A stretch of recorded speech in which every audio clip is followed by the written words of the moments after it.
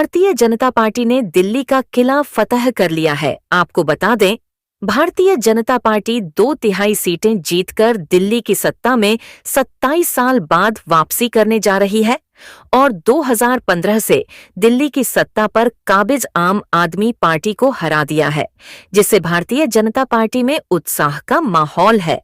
Bharatiya Janata party की इस विजय को मध्य प्रदेश के डिप्टी सीएम राजेंद्र शुक्ल ने पीएम मोदी के सुशासन का असर बताया है। उन्होंने कहा कि देश की जनता को समझ आ रहा है कि मोदी जी के नेतृत्व में ही देश आर्थिक महाशक्ति बनेगा। आइए सुनाते हैं डिप्टी सीएम ने और क्या कुछ कहा है। दिल्ली में भारतीय जनता पार्टी 27 साल बाद सत्ता में वापसी कर रही है। प्रधानमंत्री नरेंद्र मोदी जी के सुशासन का असर दिल्ली विधानसभा के चुनाव में साफ दिखाई दे रहा है। आपने देखा होगा कि लोकसभा चुनाव के बाद जब वो तीसरी बार प्रधानमंत्री बने तो लोगों में, कुछ विरोधी लोगों में ये खुशी हो गई कि वो 50 से 100 सीट पा गए हैं, तो अब वो बड़ी सफलता उनको मिल गई है।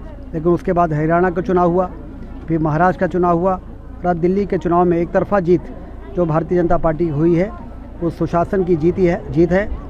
देश की जनता को समझ में आ रहा है कि मोदी जी के नेतृत्व में ही भारत आर्थिक महाशक्ति बनेगा। गांव, गरीब, किसान, युवाओं की, महिलाओं की समस्याओं का समाधान सिर्फ भाजपा की सरकार ही कर सकती है। मोदी जी का नेतृत्व में ही भारत आर्थिक महाशक्ति बनके दुनिया का नेतृत्व करने की क्षमता रखता है। इसलिए दिल्ली की जनता का हम अभिनंदन करते हैं हम लोग कि उन्होंने भारतीय जनता पार्टी को आशीर्वाद देकर, और दिल्ली में जो दुर्दशा आम आदमी पार्टी की सरकार ने पिछले 11-12 वर्षों के शासन में की। मैं तो चुनाव प्रचार में गया था और मैंने दिल्ली की हालत देखी तो मुझे बड़ी तरस आई कि 10-11 वर्षों में आम आदमी पार्टी की सरकार ने किस तरह से दिल्ली को बदहाली के कगार में पहुंचाया।